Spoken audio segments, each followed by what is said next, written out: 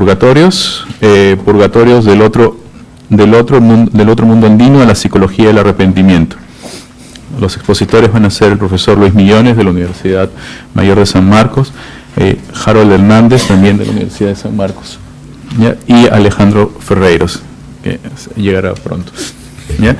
El orden de las exposiciones será primero el doctor Luis Millones, con quien los dejo. Buenos días. Este es un salto de Dante a la realidad peruana, ¿no? Que me place porque yo también soy un lector empedernido de clásicos italianos, ¿no? Mi italiano es ho dimenticato molto, ancora può parlare, pero lo haremos en español mejor. Entonces, quiero explicar un poquito lo que resultó una investigación justamente nacida de la lectura de Dante.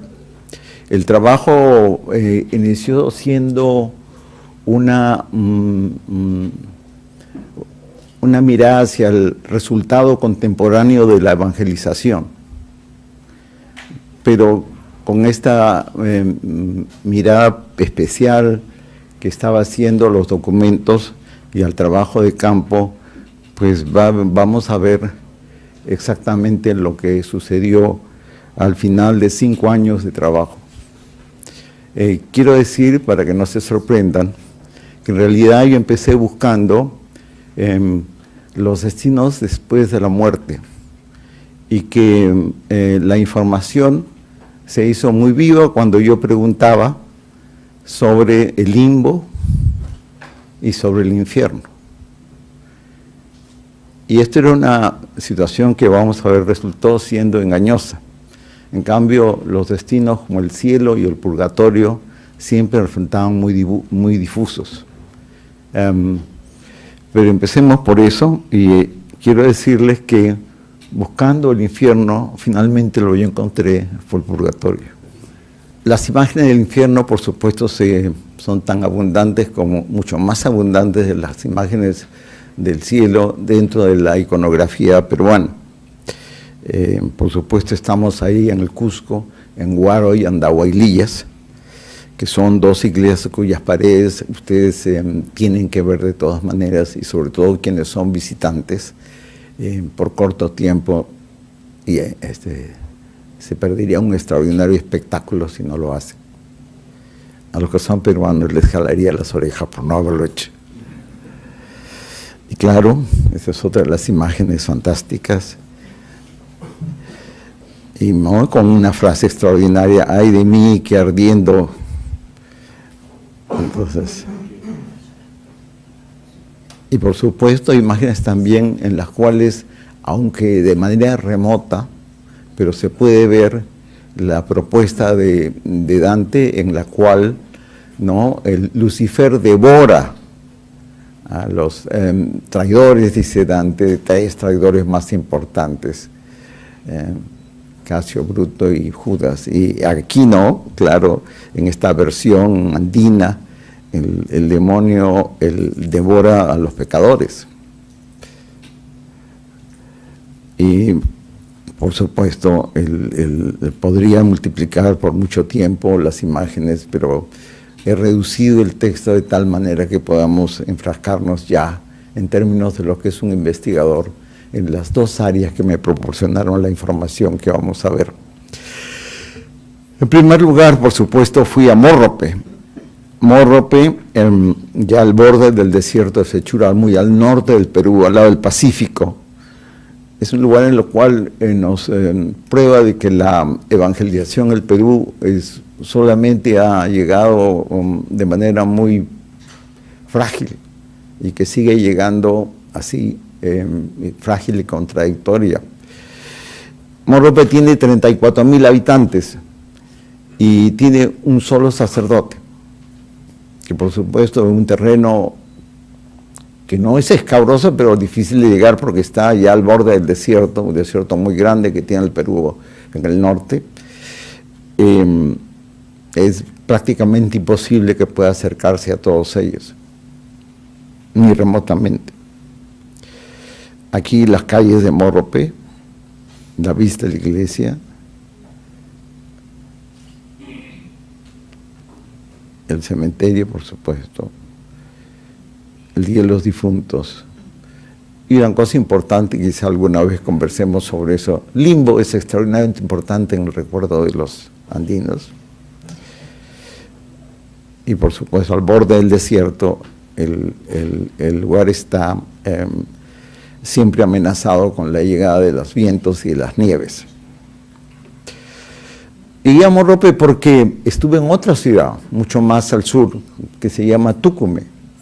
Y en ese Tucumé, una de las preguntas habituales a las personas que se dedican a labor interesantísima, las cuales llamamos maestros curanderos, que son los intérpretes de la religiosidad popular y aquellos que pueden verbalizarla más y hacer rituales que, confesándose cristianos, no tienen mucho que hacer con ni el dogma ni el ritual católico. Entonces yo les pregunté, y siempre hay una pregunta con las cuales atormentaba a los maestros curanderos, les decía, miren ustedes, les decía, ustedes se confiesan curanderos, pero ¿son curanderos? Porque cuando tienen que defender a su paciente, cliente, del ataque de un maestro curandero que hace el daño, ustedes lo atacan a él. Entonces también conocen los sortilegios del mal. Entonces siempre quedaba desconcertado el pobre señor y no sabía qué explicar. Me decía, no, nosotros somos cristianos, somos católicos y somos incapaces de hacer el mal. Pero no, ahí tiene usted una mesa malera, es decir, que hace daño, otra mesa ganadera, y entonces, ¿qué es esto? Entonces, en esta confusión con la cual me encantaba atormentar, tuvo un extraño desarrollo, porque uno de ellos, un viejo anciano, don Dionisio, me quedó mirando y me dijo, no, usted no quiere realmente que yo responda, porque lo que está buscando es un sitio donde esté el mal, ahí, el peor sitio. Y ese no está acá, no está en Tucumé, está en Morrope, vaya usted ahí. Entonces, cerca de ahí está localizado el infierno. Entonces dije, bueno, pero no vaya porque entonces me dijo, mal sitio, ahí usted no va a poder salir. Entonces al día siguiente, por supuesto, armé una expedición y fuimos a Morrope. Para sorpresa mía, cuando pregunté sobre el infierno en Morrope, todo el mundo sabía en Morrope dónde queda el infierno. Ah, sí, me dice, claro, sí, aquí nomás, 8 kilómetros. Vaya nomás, tranquilo. Y sí, vaya usted, porque nosotros no vamos a ir. Entonces intenté alquilar un automóvil y ninguno de los pocos automóviles disponibles quiso ir a ese lugar, que se llama Casa Grande, porque ahí está el infierno. Entonces pregunté acerca del infierno, ¿cómo es el infierno? Ah, me dice, es un sitio que durante el día es una enorme duna de arena. Y realmente el desierto en el Perú no son dunas de arena. Es un terreno lleno de plantas pequeñas, a nivel del suelo, unos cuantos árboles débiles, pero un área específica libre de arena, así como la duna que están viendo, pues no existe. Entonces, pero si usted va a Casa Grande, me dijeron, ahí está. Pues no pude ir, porque no podía ir porque nadie quería ir. Hasta que nosotros tenemos una extraña invención que se llama mototaxis. Es decir, una motocicleta adaptada de tal manera que tiene asiento para 2 pasajeros. Y entonces sí, no hubo más remedio que ir al infierno en mototaxi. Entonces nos fuimos a mototaxi. La historia es así. Resulta de que en ese lugar existe una atracción violenta, imposible de controlar, que arrastra a las personas, animales, y los hace permanecer allí. Una vez que quedan allí, se convierten en esclavos del demonio, esclavos sexuales del demonio. El lugar además tiene una descripción. La descripción es como una casa, como una ciudad antigua de corte colonial o de fines de la colonia, por la descripción, sumamente tradicional, una que está con iglesias, con panaderías, con gente que vive ahí, que han sido arrastrados por el demonio y que se quedan ahí y no pueden salir por el resto de la eternidad. Salvo que recurran a un buen maestro curandero. Durante mucho tiempo la gente de Morrope estuvo afligida porque iba arrastrada a ese lugar, pero 7 curanderos se reunieron, hicieron sus mesas, es decir, sus altares, y en esos altares conjuraron al demonio, y entonces la atracción que ejercía Casagrande, es decir, el infierno, hacia los pueblos habitados, se torció hacia el mar, y por eso es que Morrope tiene ahora una muy buena pesca. De todas maneras no es aconsejable ir. Pero fuimos, ¿no? Y visitamos Morrope, el lugar, y vimos esas dunas fantásticas, inmensas, grandes, ¿no? Caminamos, tomamos fotografías, hasta cerca de las 6 de la tarde, cuando los mototaxistas dijeron, bueno, nosotros nos vamos, si ustedes quieren quedarse. Entonces tuvimos que renunciar, regresar. Así es que siempre me quedará la duda si después de las 6 de la tarde realmente se convierte en el infierno y termino ahí esclavizado. El otro área de trabajo, una es el norte del Perú, la otra de trabajo es Ayacucho. Durante años fui profesor de la Universidad de Huamanga, ¿no? Cosa que me desaconsejaron todos mis amigos, pero que resultó ser una experiencia fascinante.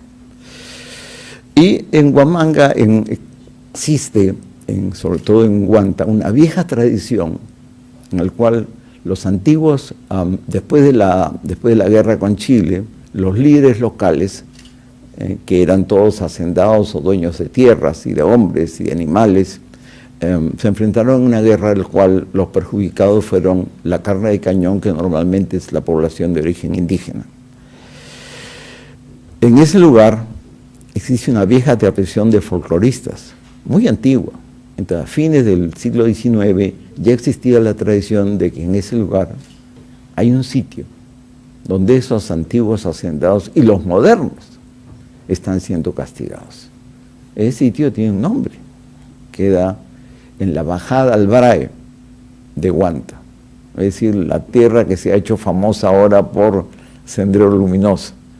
Y existen ahí unas 16 comunidades, una de las cuales tiene el triste privilegio de ser el hogar del infierno, del demonio.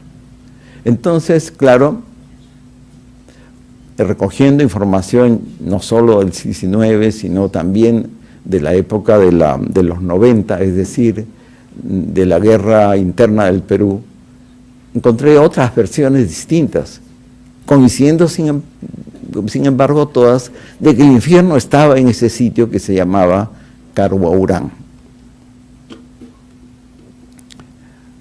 Carhuaurán tiene una sola posta médica, ¿no? 17 comunidades, son más de 1.000 personas, más de 3.000 personas, y el centro de esas 17 comunidades de Carhuaurán hay una sola posta médica atendida por el SERUM, que es un servicio que hacen los estudiantes de medicina para graduarse, que tenía no más de 24 años, un joven que había nacido en las playas de Ica, entonces estaba desesperado allí con un ayudante enfermero.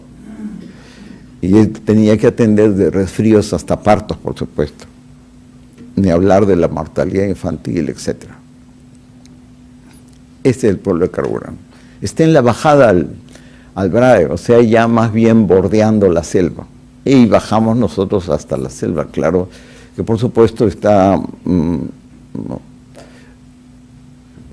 llena de los campos de cultivo ilegales de coca, pero conocidos de coca.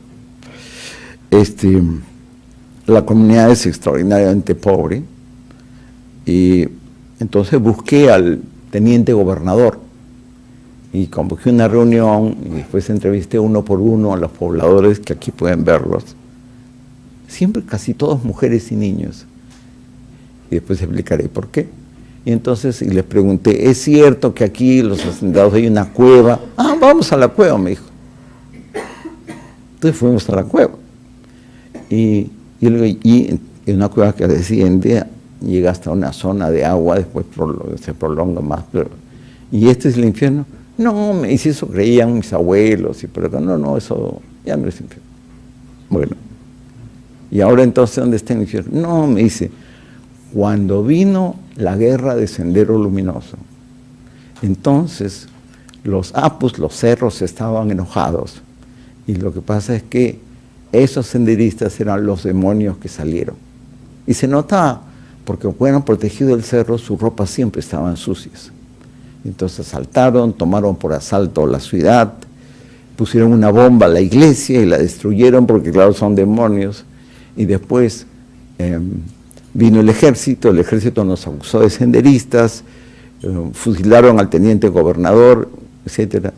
Después se retiraron y ahora ya no queremos problemas con nadie, así que ahora nada, no nos metemos en nada, nosotros gobernamos solos. Además ya no somos católicos, somos pentecostales. ¿Cómo así pentecostales? Sí, había una misión muy antigua en Ayacucho, en la sede en la capital, en la cual la iglesia pentecostal había convertido, o se habían convertido en pentecostales. Fantástico. Bueno, le dije, y entonces,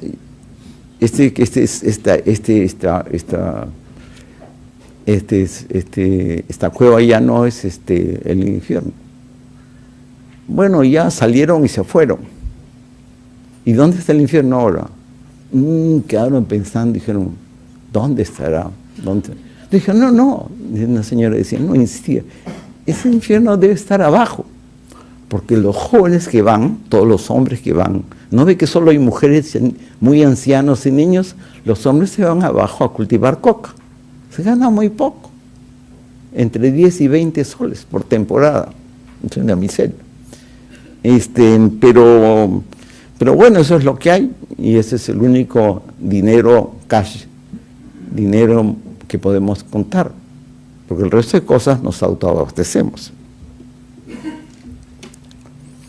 Entonces yo dije, bueno, y entonces, ¿usted piensa que está en el infierno? Supongo que sí, debe estar ahí, porque total, los que regresan casi siempre enfermos por las fiebres tropicales, por supuesto, y se mueren, ¿no? Pero ese es el infierno. Me dijeron, no sé. Entonces, pero, ¿y cómo es el infierno? Bueno, es un sitio, debe ser lleno de castigos y por acá, pero más o menos le dieron la misma descripción muy parecida de aquella que sería la de la ciudad antigua del siglo XIX o principios del XX, donde estaban castigados. Aquí el castigo no era un castigo sexual, pero era un castigo, más bien se parecía al castigo clásico que aparece en los textos de la Iglesia.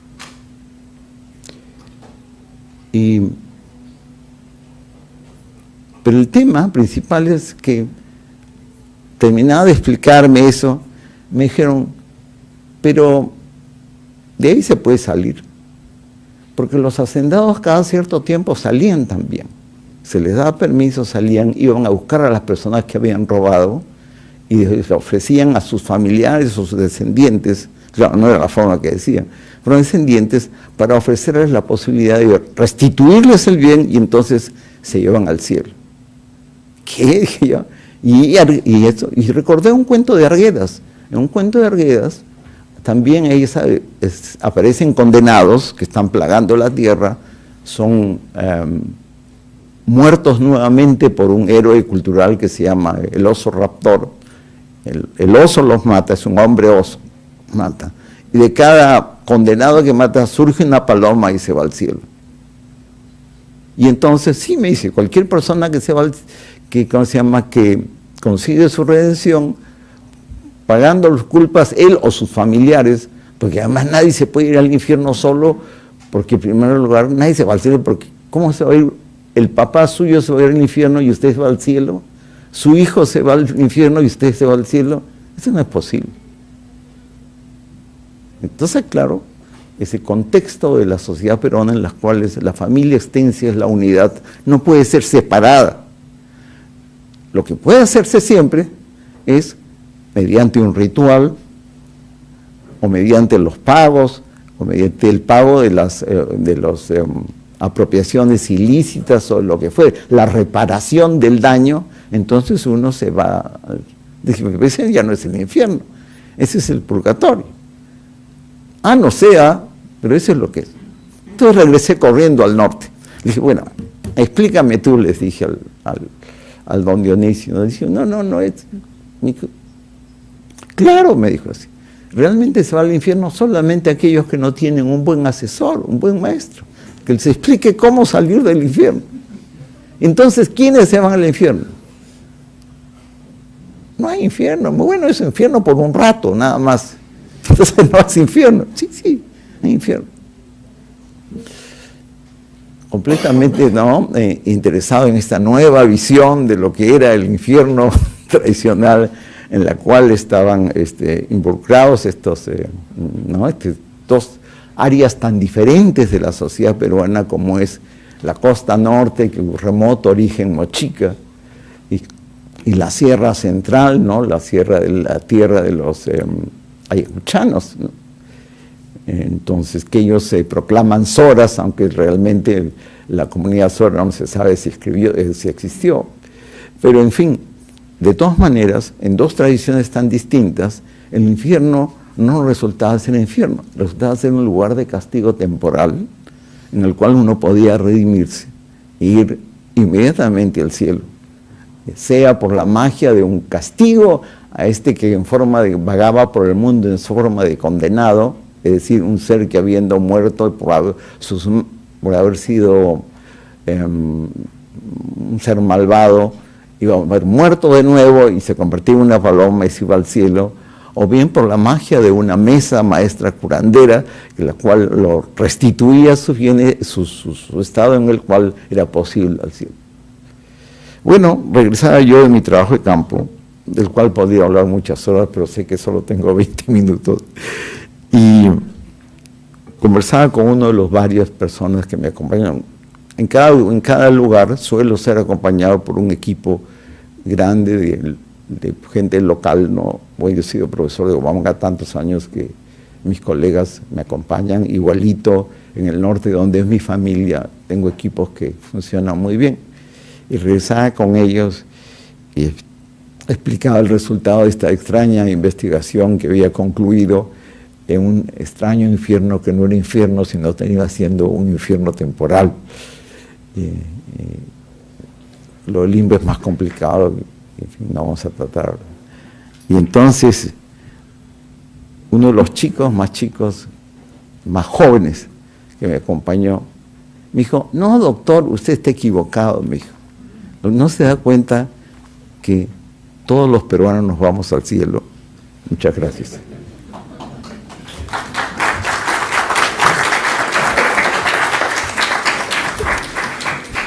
Bueno, ahora continuamos con la ponencia de Harold Hernández, la vida post-mortem en la sociedad quechua surandina.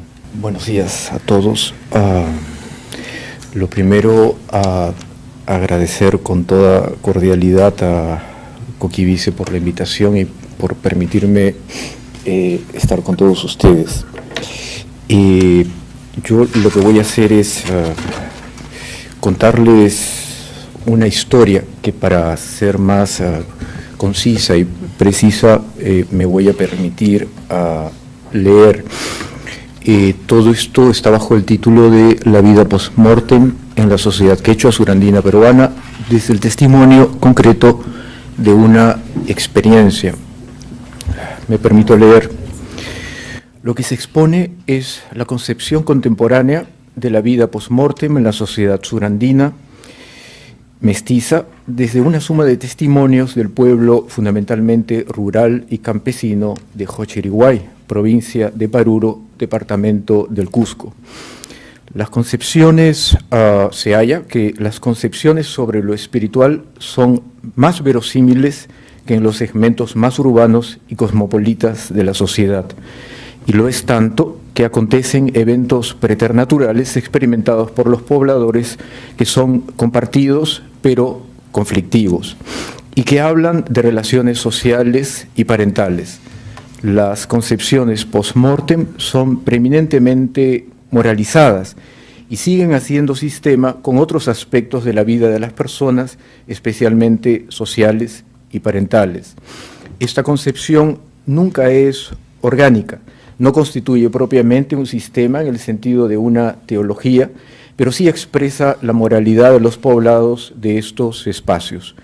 Vivos y muertos siguen constituyendo componentes de una misma comunidad moral, pero siempre están marcadas las diferencias entre vivos y muertos, concretadas estas diferencias en rituales, para evitar confusión y mezcolanza, las cuales serían evidencia de confusión y trastorno morales. Estas concepciones no dejan de ser polémicas y conflictivas y se vinculan estrechamente a lo parental. Este es el esquema de lo que voy a desarrollar. Este texto trata de un testimonio espontáneo de la señora Lucila Valverde, todos los nombres son reales, profesora de colegio cesante natural de Jochiriguay, provincia de Paruro, departamento del Cusco, sobre una experiencia pasmosa y formidable que tuvo hacia fines de los años 80, testimonio que me dio en Jochiriguay hace 10 años, en 2003, y que volví a recoger en 2013 en el mismo poblado, hace casi un mes. Su testimonio gira alrededor de un hecho espantoso: vio a un muerto. En 2003 estaba haciendo yo un trabajo de visitas de santuarios religiosos, solo circunstancialmente llegué a Jochiriguay. Presté atención al testimonio de Lucila y mantuve el interés en regresar para, de modo sistemático, completar datos sobre este y hallar alguna explicación desde la antropología sobre el asunto. Mi discurso es antropológico. Siempre pensé que, en términos representacionales y morales, había una relación entre violencia especialmente horrenda, fratricidio, pero asimilable en mi hipótesis a filicidio, parricidio, incesto o bestialismo, y una naturaleza humana tronchada, contranatural. En el caso que nos ocupa, con el cuello torcido. Esta imagen quizá pueda serles familiar. Varias veces a lo largo de los años venía a mi mente el contrapaso de los adivinadores de la comedia de Dante, canto 20 del infierno, el estar condenados a caminar con el cuello torcido hacia atrás, de modo que se vieran obligados a andar siempre contrarios a la naturaleza pedestre humana. Esto por pretender impropiamente ver más allá de lo que la providencia permite a la humanidad. Pretendiendo ver más adelante, se condenan a mirar y caminar hacia atrás. Este episodio del infierno es especialmente importante porque es uno de los escasos, quizá el único, momentos en que Dante compadece a los condenados y se conmueve de esta contranaturaleza a la que estos están destinados para toda la eternidad. Otro dibujo que da cuenta de ese espacio de la ficción de Dante. Ya con la disposición de regresar a Jochiriguay por esta razón, antes de mi viaje, concretado a fines de julio de este año, hace escasos días, me encontré con una persona, Víctor Laime es su nombre, chumbivilcano, estudioso del folclore de su tierra. Chumbivilcas es también provincia del departamento del Cusco, adyacente a Paruro. Él casualmente me mostró un ejemplar de un cuento para niños, impreso, escrito por él en quechua, con ilustraciones ingenuas hechas por su hermano, actual alcalde provincial de Chumbivilcas. Me dijo que su padre le contó el cuento. Yo no leo quechua, con que solo vi las ilustraciones y reparé en una. Esta que ustedes ven ahí, el cuento es este. un cuento para niños escrito en quechua. 3 hombres contrahechos, torcidos sus cuellos como los adivinos condenados del infierno de Dante, como el hombre muerto al que Lucila había visto. Voy a narrar qué fue lo que ella vio. ¿Y qué dice el cuento de Víctor Laime? Este es el segmento pertinente en quechua que voy a leer en una traducción elaborada libremente por el señor Santiago Palomino. Lo leemos. En una otra oportunidad volvieron a viajar al pueblo de Aigua, y para ir a ese pueblo el camino va por la parte posterior de Coropuna. Dicen que ese Coropuna es un gran cerro de nieve donde las almas pagan sus penas de acuerdo a sus pecados. Dicen que los muy pecadores no pueden caminar hacia arriba, tan solo paran resbalándose. Las personas que se enfrentan a sus mayores, los que pegan a sus padres, dicen que padecen en el Coropuna. Cierta vez habían visto a condenados, algunas personas, y esos condenados tienen la cara en posición a la espalda, del mismo modo como sus pies están volteados hacia atrás. Dicen que caminan muy tristes, llorando. Y en la página siguiente, el segmento pertinente dice: dicen que entre ellos se preguntan, ¿y tú por qué estás padeciendo? Yo por responder a mi madre, y otros dicen, yo por pegar a mi padre. Por eso no debemos pecar y a nuestros padres debemos respetar. De este modo pasaban el tiempo realizando sus jornadas. Y al final, en la página 18 de este mismo cuento, en lo pertinente dice: estos viajeros cuentan de sus hazañas, son los personajes de la ficción, en forma terrorífica. Dicen que todos los muertos van al gran nevado de Coropuna, siendo los pecadores los que más padecen, mientras que las personas buenas muy fácilmente llegan al cielo. Yo tenía que averiguar más. En lo que sigue se intenta precisar el testimonio de Lucila, ahora desde el discurso que Exprofeso ha elaborado en julio de 2013, desde mi requerimiento hace escasas semanas o escasos días. Y se intenta además explicarlo, el testimonio, integrándolo en una visión que en la región de al menos Paruro y Chumbivilcas se tiene sobre el mundo de los muertos, pero extensible en algunos espacios a todo el espacio andino, en algunos aspectos a todo el espacio andino. La comparación con el contrapaso de los adivinos de la comedia de Dante quizá solo sea una excusa para con este congreso, que ni siquiera es sobre el infierno, sino sobre el purgatorio. La justifico, no obstante, por 2 razones. Primero, porque finalmente el purgatorio remite a una vida post-mortem como la que vive el asesinado de Paruro, según el testimonio recogido, o como el infierno de Dante, siendo que el purgatorio es una suerte de infierno temporal de paso con esperanza. Segundo, porque postulo que la figura humana contrahecha puede remitir transculturalmente a una naturaleza moral trastocada, enajenada, lección moral que se configura en lo físico para hacer más docente, más evidente, una contravención especialmente perversa. Los objetivos que pretendo lograr en lo fundamental son 3. 1, saber qué proceso psíquico-cultural sucede para que le haya acontecido a Lucila esta experiencia y para que ella considere real y verosímil aquello que supuestamente ha visto y de lo que me da testimonio. 2, saber cómo este testimonio es expresión de las representaciones típicas, campesinas, incluso eventualmente precolombinas de la zona. 3, saber cómo este testimonio habla de los conflictos parentales del espacio mestizo rural de la zona de Paruro, Cusco. Para ello presento orgánicamente el testimonio, reviso los antecedentes etnohistóricos vinculados a las representaciones de los muertos en la Sierra Sur, reviso las representaciones pertinentes del presente etnográfico y finalmente interpreto la visión y testimonio de Lucila con arreglo a estas representaciones generalizadas. Obviamente no voy a desarrollar con profusión todo esto, solo leeré algunos segmentos. Respecto al testimonio, que es como que la carne del asunto, y si no me quedara tiempo pasaría al corolario de todo, porque creo que lo sustantivo puede ser el testimonio que es el de una persona real, de carne y hueso, contemporánea, que vive en nuestro país y que remite a una concepción de la vida post-mortem que es marcadamente moralizada.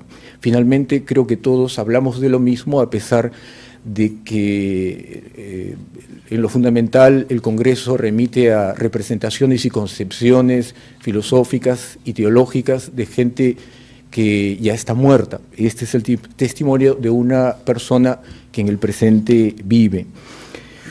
Leo lo que me parece lo más resaltante. Entrevisté a la señora Lucila el 24 de julio del presente en Jochiriguay, y este es el relato. Ella nació en 1959, tiene 54 años, es profesora de colegio, cesante, con 4 hijos. Hacia fines de los 80, ella regresaba caminando todos los viernes por la tarde de Axcha, capital del distrito del mismo nombre, a Jochiriguay, a una distancia de unos 12 kilómetros, por la trocha carrozable. Distinguió hacia las 3 o 4 de la tarde, en un paraje de nombre Pucajasa, a un hombre a unos 200 metros que estaba en la trocha, al borde del camino de herradura por donde ella cortaba camino. Le pareció negro porque vio que su cara era muy oscura. Ella debía pasar por ahí, pero al acercarse ella tuvo terror. Unos 20 metros, citó literalmente, ya sería para subir a la carretera, y cuando le vi a ese hombre mi cuerpo me hacía ras, ras. Es como una electricidad, cuando te pasa esa corriente te sacude, igualito me hacía. Intentó tranquilizarse, pero, sigue diciendo, cuando miré bien, no había estado parado en el suelo, sino que había estado parado así a media altura, y su cara había estado a este lado, hacia atrás, señala ella.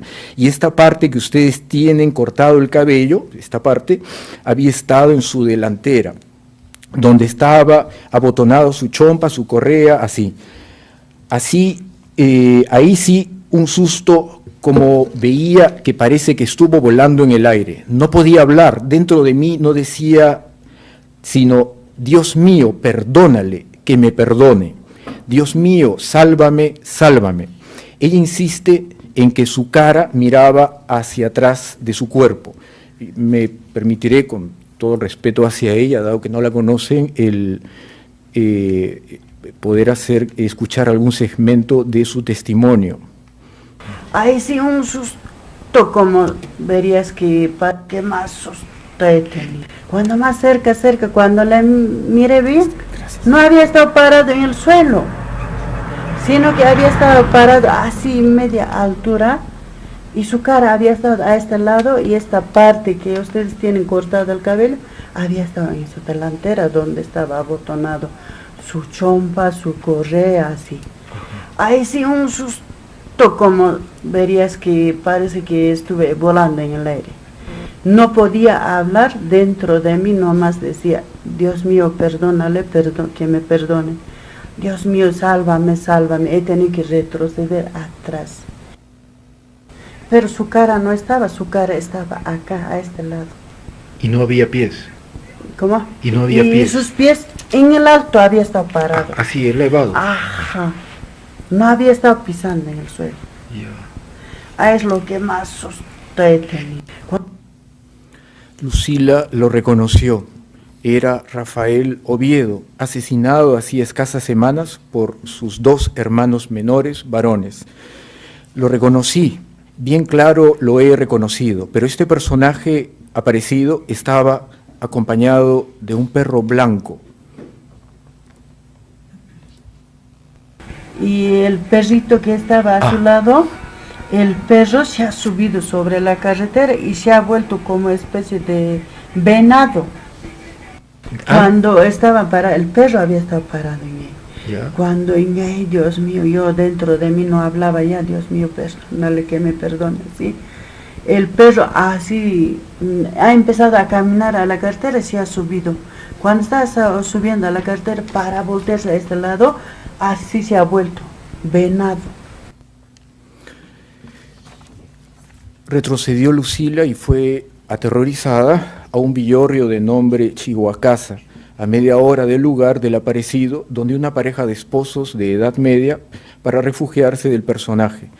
Llegó exhausta. La mujer que la había recibido pensó que era un violador que había perpetrado un crimen semanas antes. Y había más cerca de Accha, hay un camino así de herradura, vivía una familia que le conocía siempre de confianza. Llegué en él sin hablar, pero me estoy dando cuenta lo que he llegado ahí sin hablar. Y la señora sale y me dice, ¿qué ha pasado? ¿Qué ha pasado? Ay, ahorita hace poco estaba yendo. Seguro esos hombres que le han violado a la chica anteriormente le han hecho asustar o le habrán hecho así, pero no podía hablar para explicar. Solo lloraba yo. Y ahí ella me ha hecho tomar así, moliendo ruda, hasta orín fermentado, todo lo que me daba, recibía.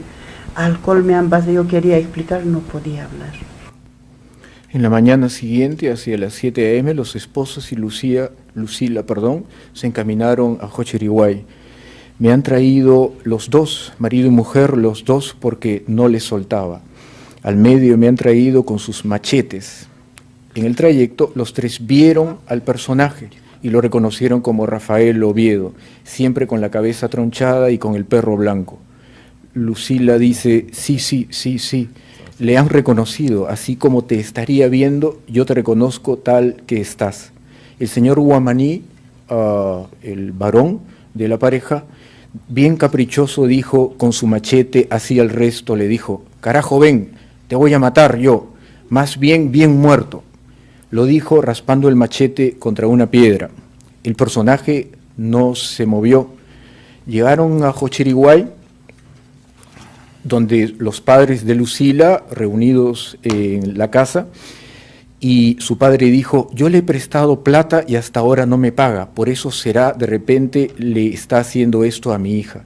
Lucila sigue diciendo, con ellos todos se han armado, hemos ido pues, y entonces hemos ido, me han llevado así, todos ya también, para llamar mi ánimo, para bendecir así con agua bendita. Ella dice, han rezado, han echado agua bendita, todo bien armados, han ido, de repente, como es condenado, está por ahí todavía, lo vamos a coger, ¿sí o no?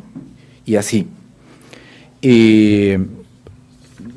Por razones de tiempo no puedo continuar con el desarrollo, sino voy a ir a la parte final.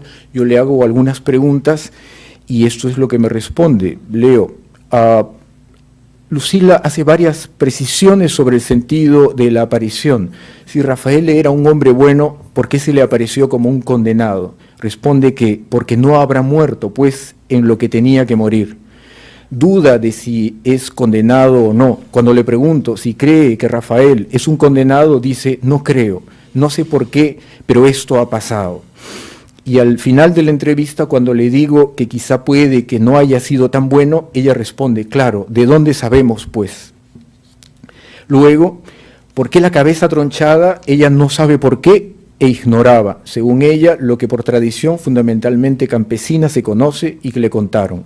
Cuando algún condenado tiene el cuello torcido, quiere regresar a su casa, pero no puede. Si tuviera el cuello torcido, si no tuviera el cuello torcido, aparecería en su propia casa. Pero Lucila no me refirió esta tradición campesina. Más bien sumó la idea de que los condenados van al Apu o Nevado Ausangate, que es asimilable al Nevado Coropuna. Los no pecadores suben rápido y llegan, los pecadores resbalan y caen nuevamente.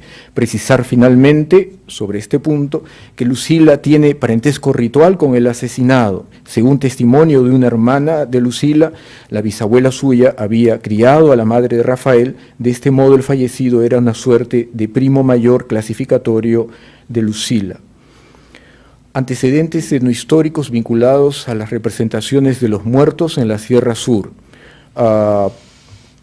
Puedo rescatar a varios cronistas, pero pudieran ser solo necesarios estos: Cristóbal de Albornoz, Mampoma de Ayala y Pablo José de Arriaga. Entre fines del 16 e inicios del 17 remiten a, solo lo señalo, a Apu Coropuna, que es un referente de Pacarina, y también como lugar de llegada cuando los seres humanos mueren, en el caso de Huamampoma de Ayala.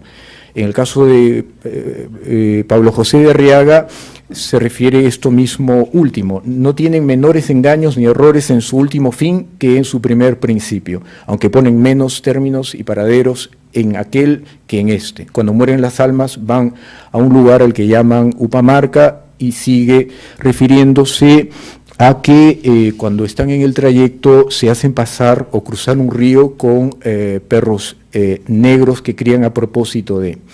Eso es una fotografía que no es mía, del Lapu Coropuna, y esta es una fotografía que no es mía, del Lapu Ausangate, que están en Arequipa y Cusco respectivamente. Sobre referentes etnográficos, solo decir que es abundante la literatura etnográfica respecto a los muertos. Podría referir varios autores, pero Ricardo Valderrama y Carmen Escalante son autores a los que yo en estos respectos suelo rescatar. Continúa 2 puntos de análisis, este punto cuarto, que da cuenta de la cabeza torcida, del perro blanco y del perro blanco que transforma en venado. Solo voy a leer lo de cabeza torcida. La cabeza torcida, esto más allá de cánones culturales habla de una contrariedad de la naturaleza humana visualmente representada. Esta visión debió ser pasmosa. Recordar que no estamos hablando de ficción, sino de un hecho real, una experiencia real en todo caso. Pero además, este mirar atrás significa pretender volver de donde no puede volverse, de la muerte. Rafael no terminó de cruzar el umbral y volver a la vida. Apareció en el umbral intentando volver sobre sus pasos. Pero además, cuello y pies torcidos remiten en la propia zona, según propio testimonio y otros testimonios recogidos, querer regresar a casa como vivo y no lograrlo. Es decir, un típico esquema cultural de la zona vinculado al personaje del condenado. No existe casualidad o azar en el hecho de que Lucila haya visto a un muerto con el cuello torcido y que esa misma representación sea la de los condenados que aparecen en el cuento para niños de Víctor Laime. La explicación del perro blanco tiene que ver con que los perros blancos en la tradición andina, al morir, no quieren hacer cruzar el río a sus amos porque se les va a ensuciar su pelo blanco y si son buenos amos le piden a un perrito del costado que sea negro hacerlos pasar. Yo lo que postulo es que en esta construcción de la subconsciente de la señora Lucila, el perro blanco remite a un perro que no está al otro lado del río, sino que está todavía en el umbral, y elaboro una hipótesis al respecto. 5 minutos. De acuerdo. En la segunda parte del análisis me voy a permitir leer algún segmento, teniendo 5 minutos. Usaré 4 si es que funciona bien este reloj. Cuando Lucila pide ayuda a la pareja de esposos ante el personaje, el aparecido, el condenado, estos creen en su testimonio y lo comparten. Y tanto que el esposo acude al lugar con un machete para hacerle violencia al muerto. Pretende matar al muerto, o mejor, terminar de matarlo. Carajo, ven, te voy a matar yo, más bien muerto. Las groserías dichas por la pareja de esposos, la esposa también dice groserías, remite a una actitud extendida en la sociedad andina ante el avistamiento de un no humano, muerto, condenado, nácaj, machu, etc. La respuesta debe ser lanzar groserías. Y a esto se suma el uso de un machete. No solo sirve para agredir un machete, sino específicamente para destazar. Y el esposo lo raspa sobre el suelo como reto ante un vivo. Lo último que quisiera referir, luego, cuando reunidos en la Tincasca, la casa de los padres de Lucila, todos acuden donde la aparición. Lucila dice lo siguiente: han rezado, han echado agua bendita, bien armados. De repente, como es condenado, lo vamos a coger. Es decir, han acudido como colectividad para exorcizar el lugar, es decir, botar al muerto, no dejarlo en el umbral entre vivos y muertos, más aún, Lucila desliza la posibilidad de capturarlo. Esto me recuerda a la figura del linchamiento, aplastamiento y apaleamiento del ucucu o oso raptor. El doctor Millones había referido al oso raptor, de una de las últimas escenas de la película quechua Cuculi, de Nishiyama, Figueroa y Villanueva. En esta ficción, la aparición del hombre oso es evidencia de la condición de pecado del pueblo. Deben exorcizarse quitando la vida a la bestia para matar la culpa, mecanismo de chivo expiatorio de acuerdo a la teoría de René Girard, que solo señalo. Y bueno, algunas cosas más son imágenes del pueblo que permanece vacío por razones de carácter poblacional, un poco complejas, económicas.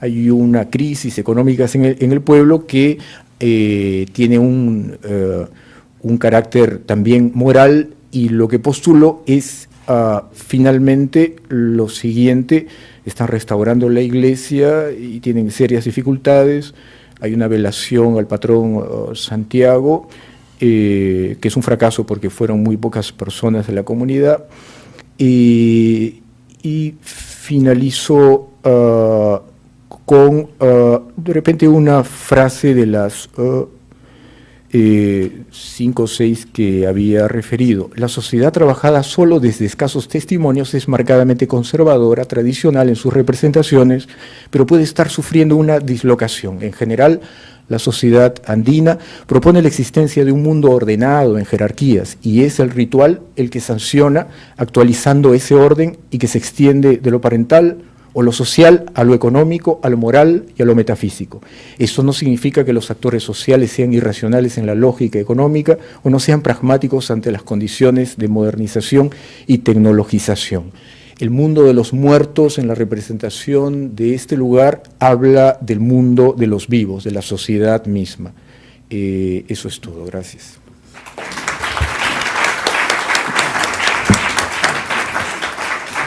Bueno, ahora dejamos con la palabra a Alejandro Ferreiros. Su comunicación se titula La depuración del espíritu, el purgatorio como modelo terapéutico. Quiero comenzar agradeciendo la invitación de Jorge Vice, de la Universidad del Pacífico. Una vez más, me reciben con generosidad y hospitalidad. Esta vez para tratar un tema complejo, sin duda, que quisiera comenzar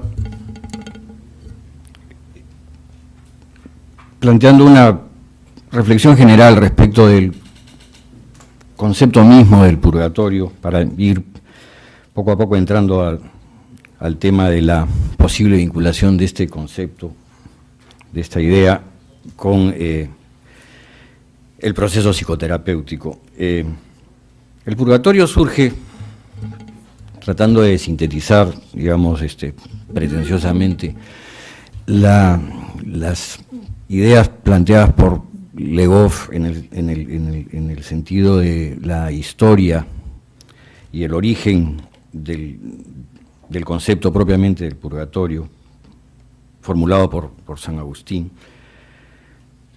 como un concepto que busca encontrar una transacción que permitiera resolver lo que de algún modo fue el origen gnóstico, maniqueísta del propio San Agustín, en el sentido de que existe el bien y el mal y no hay, por decirlo de algún modo sencillo, medias tintas. Y la idea de un cambio, de una redención, de una esperanza respecto del mal, y eventualmente la recuperación de la voluntad como un factor determinante en la vida terrena, con la intención, el propósito de, por decirlo en términos simples, ser mejores personas de las que somos, sin, digamos, liberados de esta sentencia de que quien pecó, pecó, permite pues que San Agustín nos alcance una perspectiva más humanista, en el sentido de con una mayor consideración a la vida terrena. En ese sentido podríamos decir también que es una consideración política, que la creación, la invención, la propuesta del purgatorio es una propuesta política en el mejor sentido, puesto que permite un instrumento que habilita la acción en la vida terrena para justificar la acción de la voluntad sobre las acciones humanas. Creo que es muy importante esto porque mucho tiempo tuvo que pasar para encontrar esta necesidad de transición, transitoriedad, que significa no solamente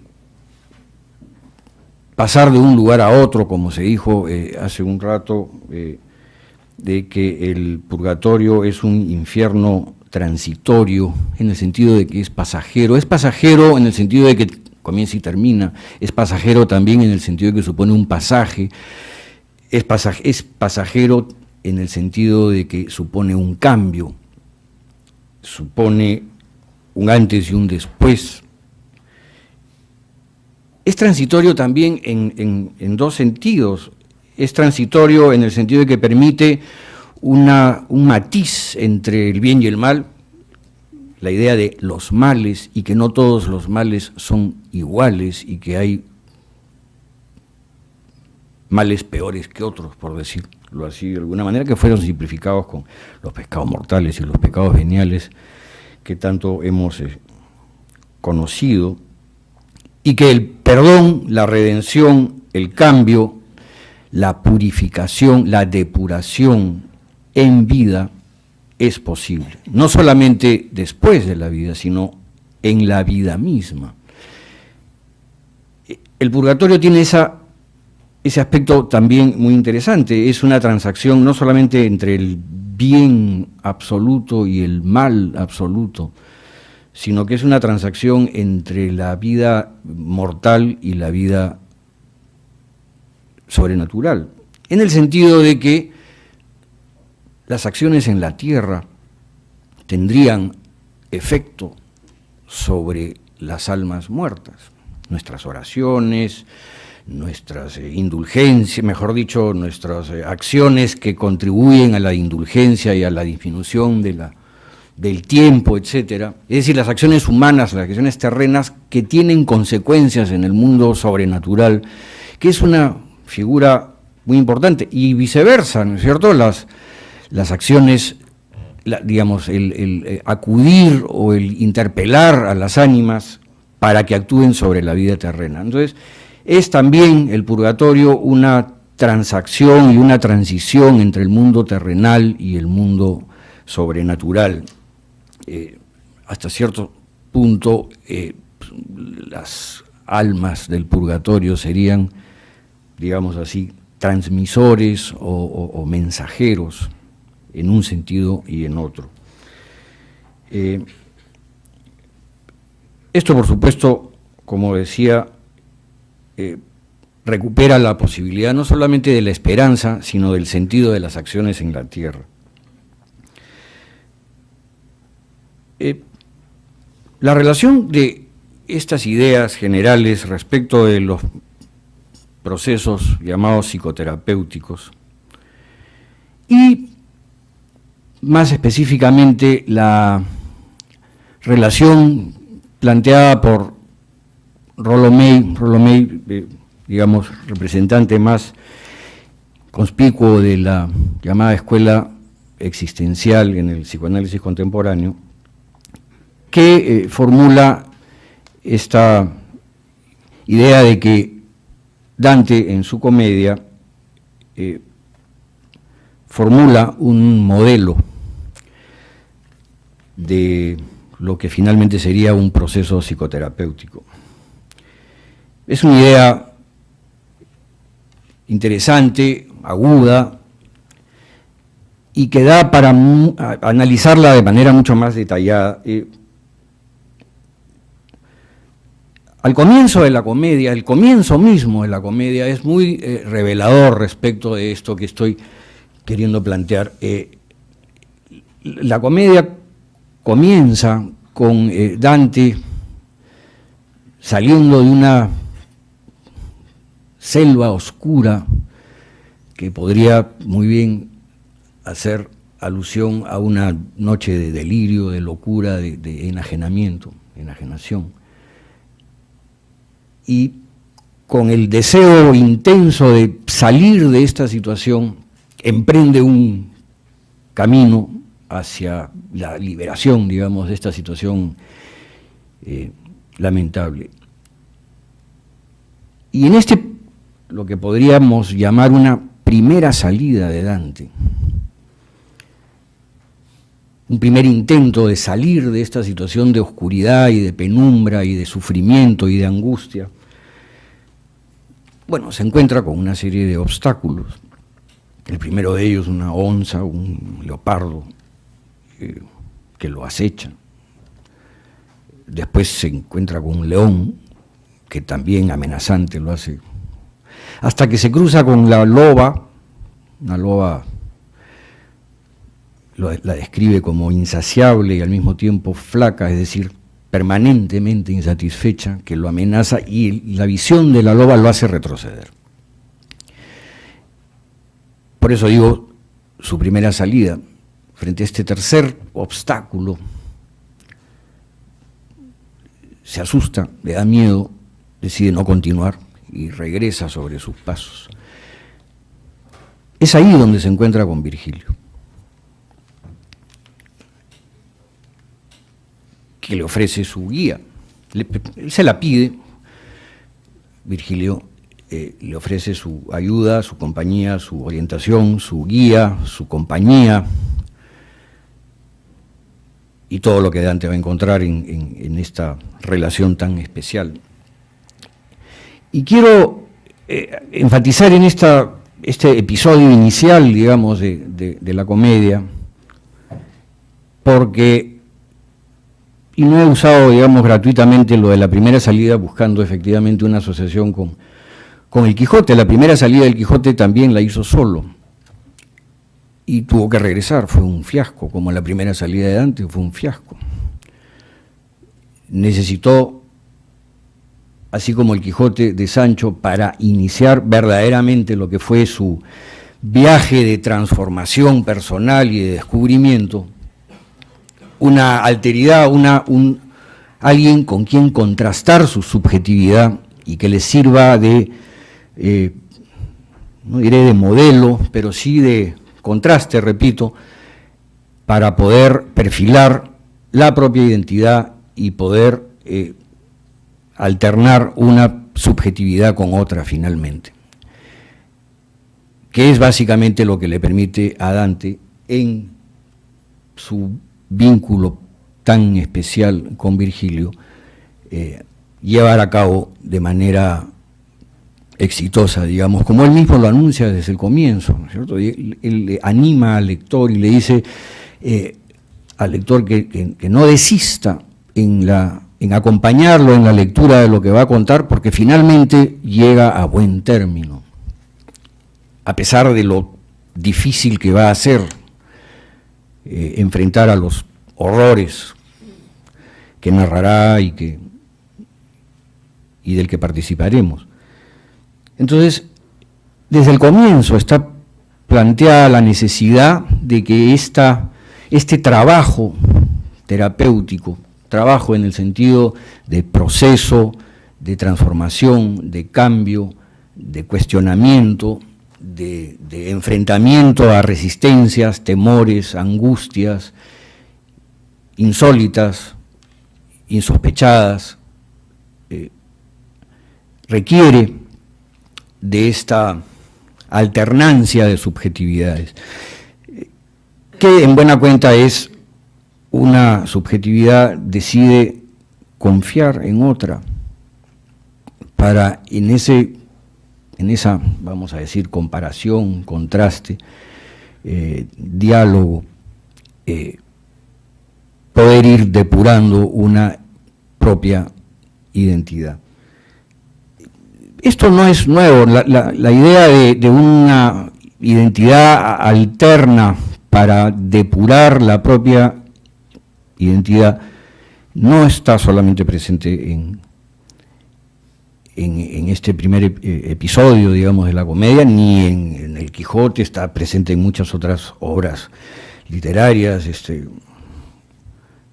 Recientemente estuve leyendo por cuestiones de azar, digamos, las aventuras de Huckleberry Finn, donde ocurre una cosa semejante. Huckleberry Finn comienza a remontar el Mississippi y resulta un fiasco, y no puede lograrlo, regresa y recién puede hacer su viaje cuando se encuentra con Jim, el esclavo negro, con quien en la balsa vive todas estas aventuras, y es en el contraste, en el diálogo, en la confrontación, en la revisión de su propia historia, de la historia del esclavo, y de paso la historia del esclavismo en los Estados Unidos, es un poco lo que ocurre también en la comedia, que es también una obra política. Huck va descubriendo su propia identidad básicamente como resultado de esta interacción, ¿no? Entonces, la figura de la interacción es fundamental en el proceso psicoterapéutico. La idea de que uno puede enfrentar solo la selva oscura y tenebrosa, como pensó inicialmente Dante, es, digamos, por decirlo menos, ingenuo, y que conducirá, como él mismo, como Virgilio mismo le advierte y cuando le dice algo así como hiciste bien en regresar, porque por esa senda no ibas a llegar muy lejos. Y eso es, digamos, el primer elemento. Comenzando la comedia aparece ese factor que me parece central en esta idea del encuentro de la propia identidad, ¿no? La necesidad de un alter, de un modelo que en términos del proceso psicoterapéutico cuya función cumpliría el terapeuta. Por supuesto que en la universidad no se estudia para Virgilio, y los terapeutas son quienes son.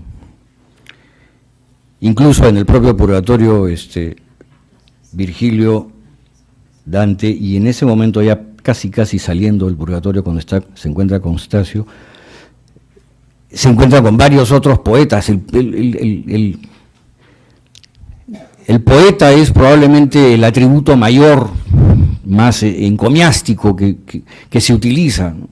Y se encuentra con varios poetas menores, que los miran como diciendo, somos poetas, pero no tan poetas como ustedes dos, ¿no? En ese sentido, la universidad no garantiza la efectividad del rol, vamos a decirlo así. Pero independientemente de eso, es importante resaltar la importancia de esta figura, que podrá ser real, podrá ser imaginaria, podrá ser proyectada, podrá ser inventada por el propio sujeto del proceso, incluso puede ser hasta alternada. Harry Stack Sullivan, un importante psicoanalista norteamericano, decía que la psicoterapia era el encuentro de dos subjetividades de las cuales una está un poco menos ansiosa que la otra, y que eventualmente el balance puede cambiar y que el terapeuta puede pasar a ser paciente en algún momento y el paciente terapeuta en función de los niveles de ansiedad que la situación pueda generar. Los niveles de ansiedad que esto puede generar están muy bien expresadas, sobre todo en el infierno de Dante, donde la intensidad de las emociones es estremecedora y como todo viaje importante debe ser lento y detenido. Hay muchos elementos y frases y versos haciendo referencia a la importancia de la palabra como fuente de expresión de la subjetividad y de las emociones, y de cómo la palabra constituye un medio apropiado para no solamente la expresión, sino la posibilidad de producir un cambio en el sentido de que la palabra organiza, da forma, da realidad a lo que de otro modo no son sino sombras informes, a veces atemorizantes, sin un perfil claramente definido. El lenguaje, y insisto en la importancia que en la comedia se le da a la figura del poeta como aquel que ha hecho del lenguaje la forma más sublime de comunicación y de transformación del mundo. Freud planteó, y es conocido, la definición de su técnica, vamos a llamarla así, como la talking cure, la cura por el habla, que muchos interesados en banalizar esta idea han dicho, bueno, las palabras son palabras y se las lleva el viento y no tienen ninguna consistencia. Y no es así, es una manera, digamos, muy banalizadora de entender un proceso mucho más complejo, que es la de precisamente darle forma a lo que no la tiene. Y leyendo el Purgatorio me encuentro con una frase que, bueno, me he encontrado con muchísimos versos que son casi, podríamos decir, anticipos de lo que ya en términos modernos podemos llamar la psicoterapia. Desde la expresión inicial utilizada por el propio Dante en su primera salida, de que su camino lo hacía afirmando siempre el pie de más abajo,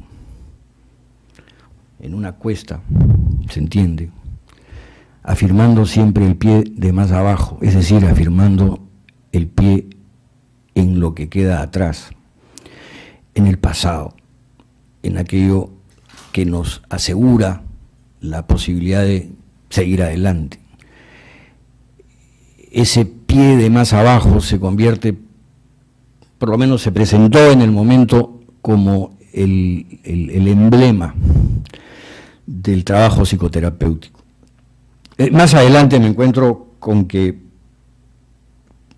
Dante narra: así fuimos andando hasta donde estaba la luz, hablando de cosas que es bueno callar, como bueno era hablar en el sitio en que nos encontrábamos. Es decir, la idea del encuentro psicoterapéutico no es un encuentro como cualquier otro donde se hablan de las asociaciones libres o de las primeras ocurrencias tanto de uno como de la otra parte, sino que se habla de aquello de lo que es bueno callar, pero no en el sitio en que se encuentran. El purgatorio no es sitio para callar, el consultorio tampoco es sitio para callar.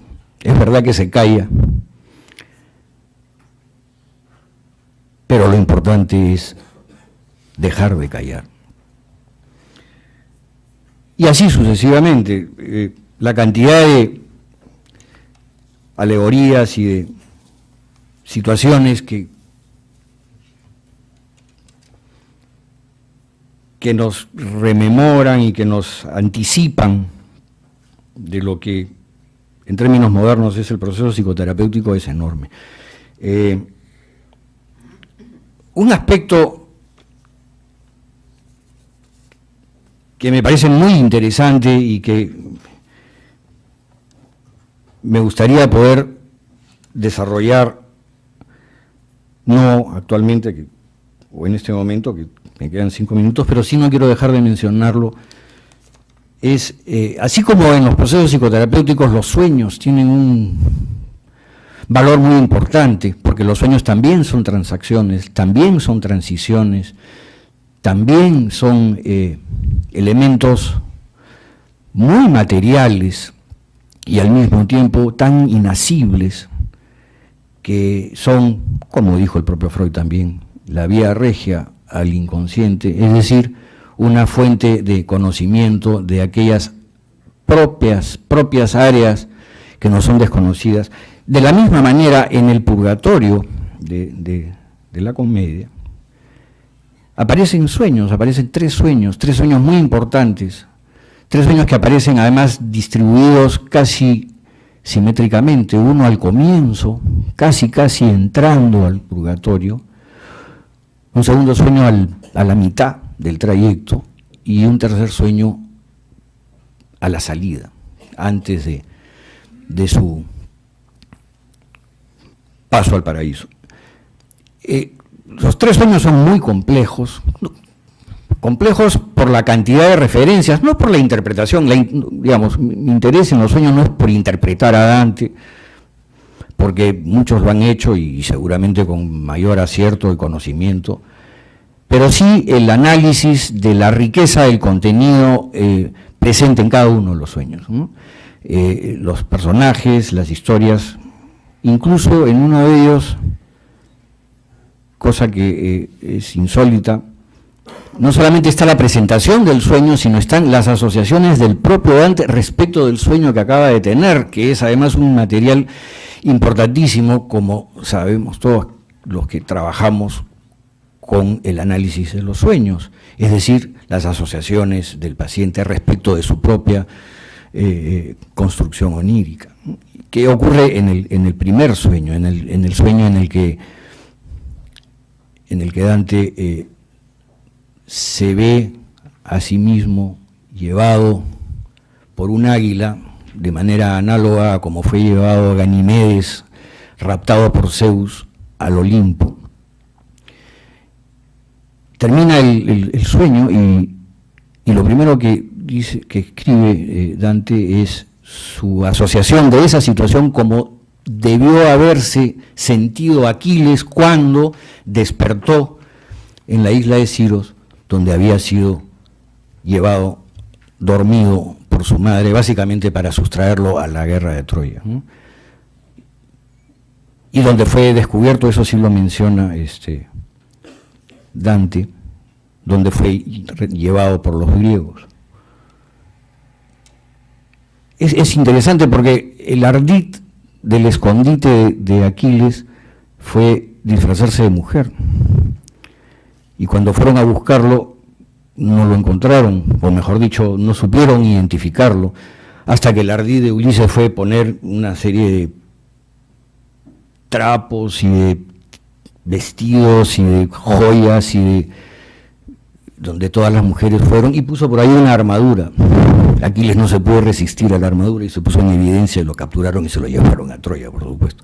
Pero es interesante por la figura de la mujer. Los otros 2 sueños están claramente marcados por la figura femenina. Esto es bien importante, recuperar la figura de la mujer, no solamente por la figura emblemática de Beatriz, sino por la presencia de la mujer en los 3 sueños.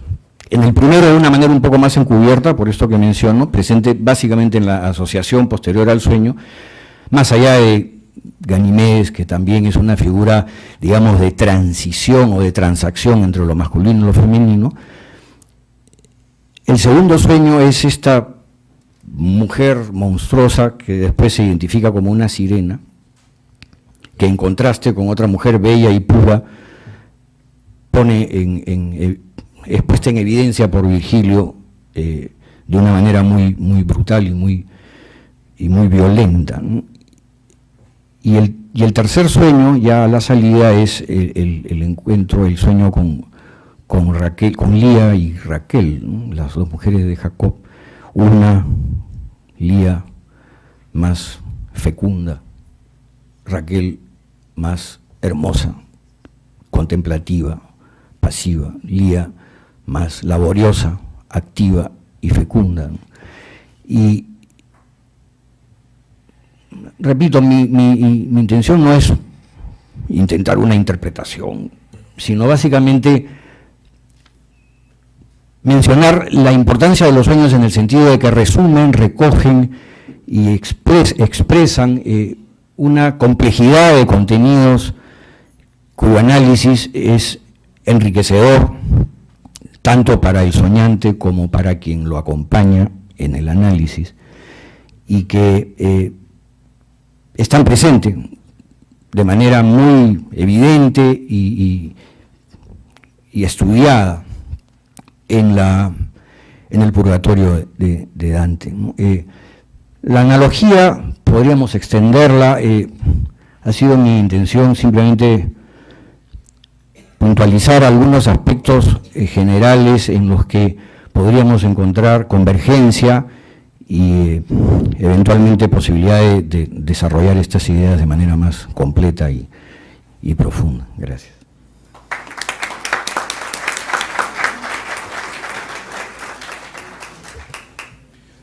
Bueno, ahora dejamos al doctor Luis Millones para que responda alguna de las preguntas. Bien, la pregunta es una pregunta que es muy difícil de responder. Si me están preguntando cuál es la relación entre los curanderos norteños y los señores prehispánicos de la costa norte del Perú, ¿cuán estudiada está la relación entre el conocimiento mágico entre presente y pasado? La pregunta es muy buena. El tema es que al revés de la sociedad mesoamericana, donde los códices se pueden leer después de intenso trabajo, finalmente en los años 60 ya tuvimos una clave importante cuando un Asnarov, un ucraniano, trabajando con muy malas copias, hizo la primera vez la lectura de los códices mayas. Y de ahí en adelante eso es posible realmente. Entonces quiere decir que tenemos información directa de la época prehispánica, no siempre completa, no siempre recogemos, pero ya tenemos datos completos y que pueden sumarse a los documentos coloniales, a los monumentos, etc. En el Perú nosotros tenemos el enigma de los quipus, es decir, que se empiezan a usar hacia el año 800 después de Cristo, y que se usan de manera ceremonial hoy día, ya no en términos de conocimiento, de transmisión de noticias, pero que realmente no se puede, todavía no sabemos si equivalen o no a un documento escrito, y cuál es la técnica que ha logrado hacer eso, de esos cuerdas de colores y nudos, una forma de transmisión que obviamente era, porque eso lo reconocen quienes lo vieron. Por supuesto, además, resulta de que la gente de Moche, la gente del norte, ¿no?, en sus sucesivos estados, hablaba un idioma distinto al de hasta lo del Estado Imperial. Nosotros solo conocemos la gente del Estado Imperial cusqueño, apenas, y unas cuantas cosas anteriores, pero los documentos no pueden retroceder, no retroceden más allá del siglo XVI. Ahora, sin embargo, lo que sucede es que formas de conducta y objetos rituales sí pueden traspasar la barrera del tiempo. Los maestros curanderos de hoy, por ejemplo, usan conchas de mar para dentro de su mesa. Y eso es bien importante porque la concha de mar, a través de la documentación escrita y monumental, son el alimento de los dioses. Y una mesa, es decir, un altar ceremonial de los maestros curanderos modernos, siempre está, también están huecos precolombinos, que han sido sustraídos de alguna tumba, etcétera, o han sido réplicas fabricadas modernas y están presentes. También hay bastones, también hay y al mismo tiempo también hay cruces, etcétera. O sea que dentro del conjunto de elementos rituales que maneja un maestro curandero moderno, ¿no? Como el cuerpo tiene una diferente memoria y los movimientos tienen diferentes memorias a lo que es el proceso mental, entonces no es cierto que podemos de alguna manera establecer un vínculo con ellos. Naturalmente en la tradición oral todo maestro curandero, a la par que se reconoce como católico, se reconoce también como heredero de las épocas precolombinas. Pero hasta ahí llegamos. Llegará el momento, espero que el salto sobre la forma de comunicación tradicional conocida pero al mismo tiempo ignorada de los quipus sea una realidad. Hasta ese momento esto es todo lo que tenemos. ¿En qué sentido la vivencia de la profesora es real? ¿Podría explicarlo para alguien que no es antropólogo?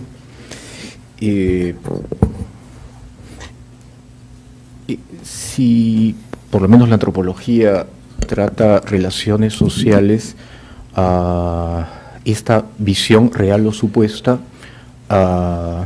es un insumo para establecer relaciones sociales más conflictivas o menos conflictivas. Evidentemente la antropología no es una disciplina que trate, cuando se trata de visiones o experiencias preternaturales, de establecer si efectivamente ese muerto apareció en cuerpo y alma, o por lo menos en alma, ¿no? Si era una sombra, así como hablamos en la literatura, ¿no? de las sombras en el purgatorio, es muy fácil hablar porque estamos hablando de una ficción moralizante, ¿no? En todo caso, sería deseabilísimo el que desde la antropología podamos saber si lo que aparece ahí es verdaderamente un cuerpo y una sombra, o por lo menos una sombra real, más allá de la subjetividad, de la sensibilidad, de la experiencia de esta señora o de cualquier otra persona que tiene una visión. No se puede hacer, pero esa no es un asunto nuclear de la disciplina de las ciencias sociales. Lo que sí lo es la relevancia que tiene un testimonio, que puede ser falso, o que puede ser mentiroso, o que puede ser solo una alucinación. Y a lo que voy es a que esta señora, y se pueden multiplicar casos, ¿no? De hecho, no solo hice esta entrevista, sino otras 3 o 4, y polemizaban estas personas entre sí. Sino que lo que interesa, digo, es cómo una posición sustentada en una supuesta visión es leída socialmente por absolutamente el resto del pueblo, y en este caso de una manera contradictoria y polémica. Más allá de que fuera, digamos, podríamos decir que no es real en el sentido en que yo dudo de que hubiera una entidad que viniese de otro sitio y se apareciera. Yo lo dudo, soy agnóstico por lo menos a esos respectos. Lo que me interesa como antropólogo es el peso social, moral, que tiene el testimonio y las respuestas que hay, y cómo esa lectura sobre el otro mundo, supongamos que no hay otro mundo, ya, pero la gente asume que hay otro mundo, y hablando del otro mundo, el antropólogo lee este mundo que es más real y más inteligible, por lo menos desde las categorías de las ciencias sociales. Esa es un poco la idea. Bueno, muchas gracias a todos. Damos por concluida la mesa y los esperamos nuevamente a las 3 de la tarde para el siguiente panel. Muchas gracias.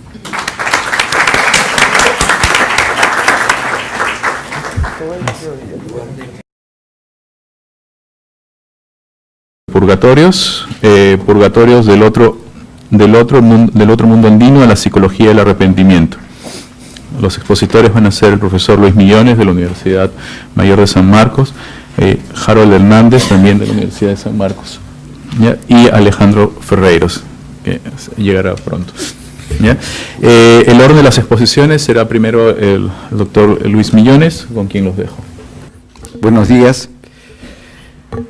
Este es un un salto de Dante a la realidad peruana, ¿no? Que me place porque yo también soy un lector empedernido de clásicos italianos, ¿no? Mi italiano es ho dimenticato molto, ancora può parlare, pero lo haremos en español mejor.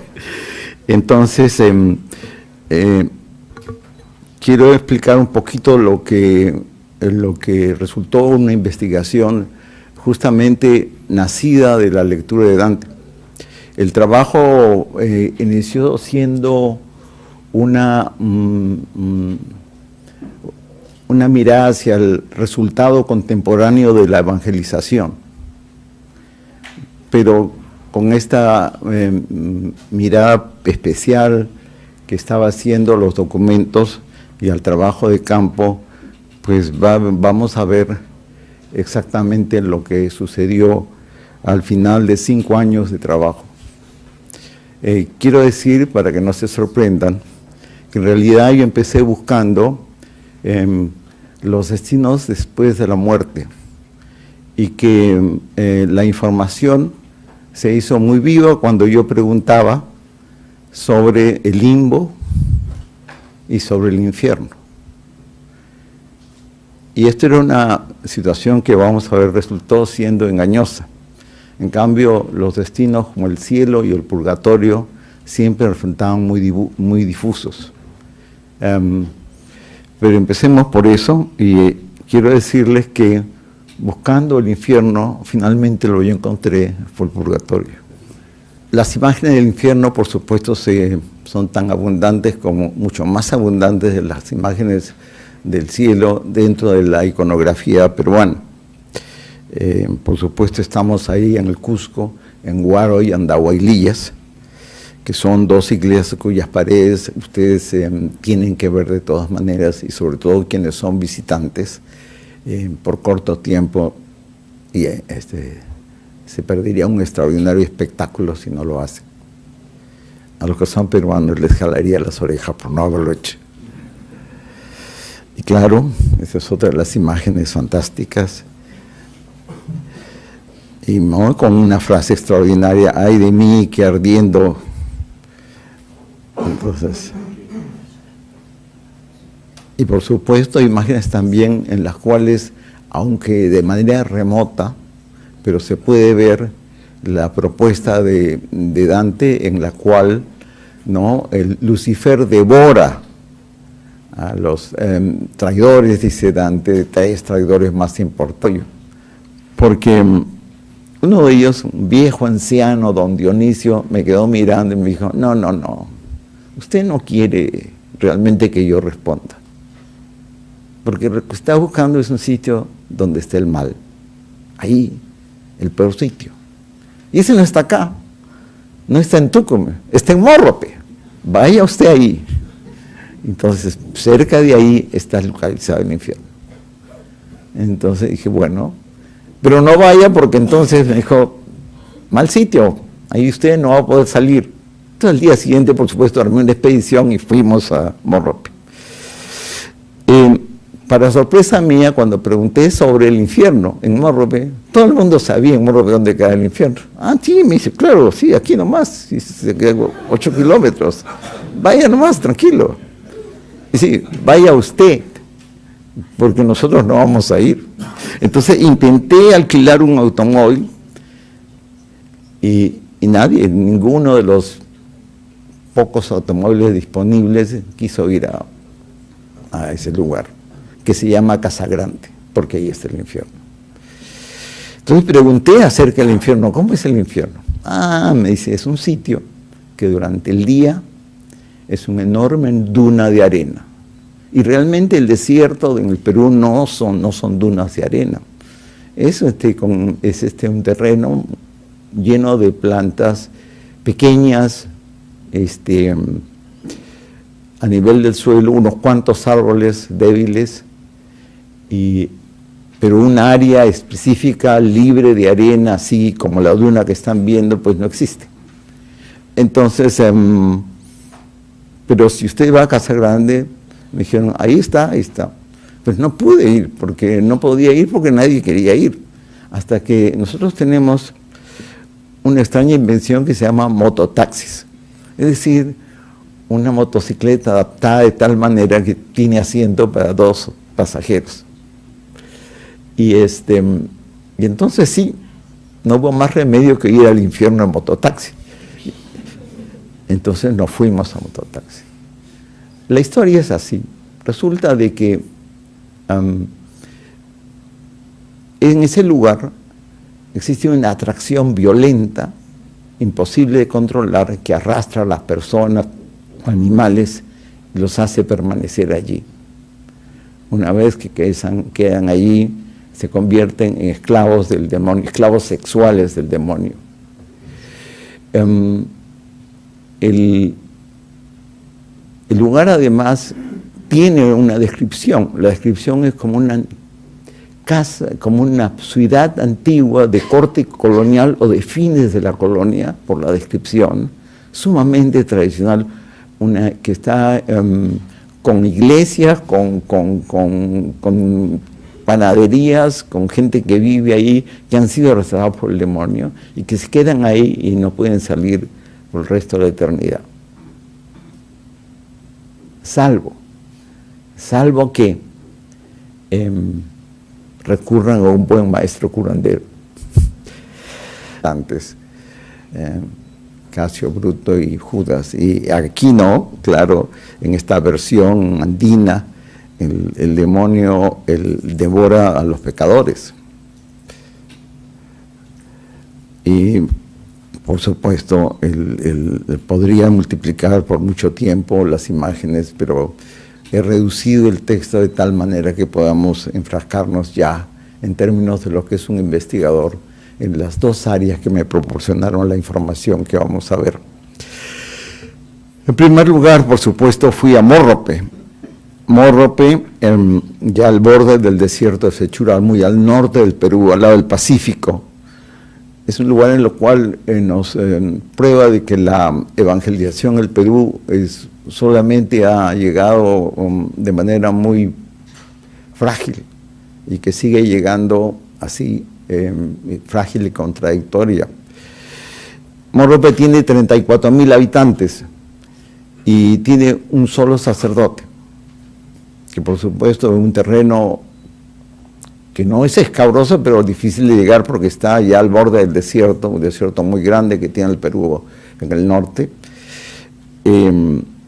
Es prácticamente imposible que pueda acercarse a todos ellos, ni remotamente. Aquí las calles de Morrope, la vista de la iglesia,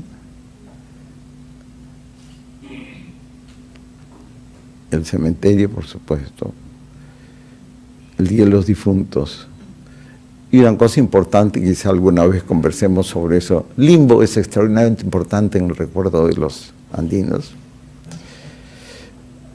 Y por supuesto, al borde del desierto, el lugar está siempre amenazado con la llegada de los vientos y de las nieves.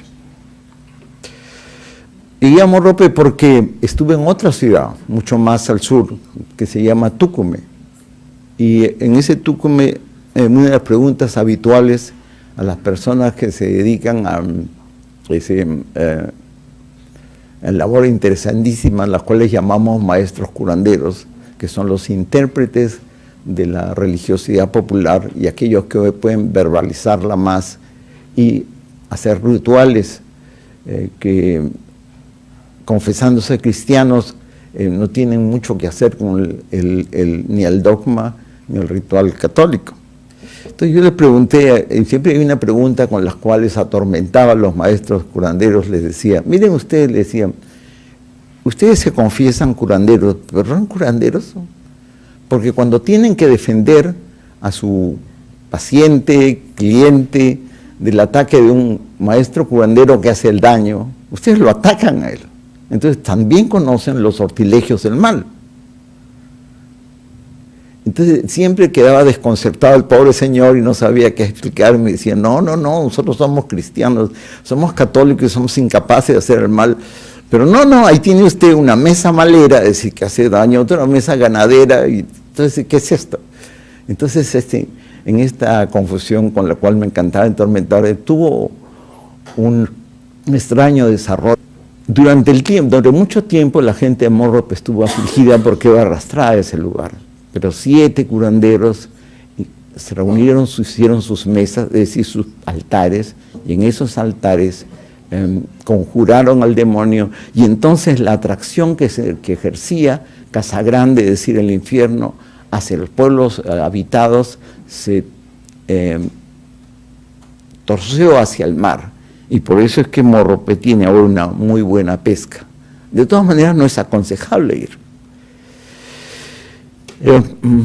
Pero fuimos, ¿no? Y visitamos Morrope, el lugar, y vimos esas dunas fantásticas, inmensas, grandes, ¿no? Caminamos, tomamos fotografías, hasta cerca de las 6 de la tarde, cuando los mototaxistas dijeron, bueno, nosotros nos vamos, si ustedes quieren quedarse.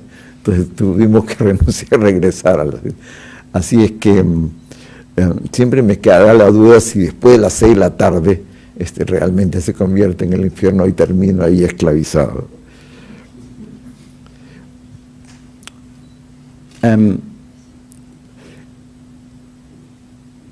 El otro área de trabajo, una es el norte del Perú, la otra de trabajo es Ayacucho. Durante años fui profesor de la Universidad de Huamanga, ¿no? Cosa que me desaconsejaron todos mis amigos, pero que resultó ser una experiencia fascinante.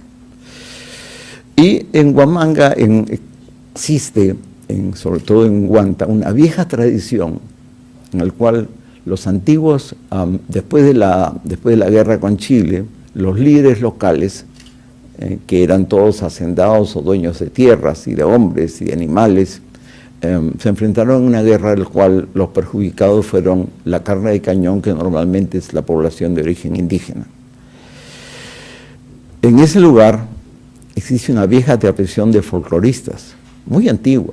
Entonces, a fines del siglo XIX ya existía la tradición de que en ese lugar hay un sitio donde esos antiguos hacendados y los modernos están siendo castigados. Ese sitio tiene un nombre, queda en la bajada al Brae de Huanta, es decir, la tierra que se ha hecho famosa ahora por Sendero Luminoso. Y existen ahí unas 16 comunidades, una de las cuales tiene el triste privilegio de ser el hogar del infierno, del demonio.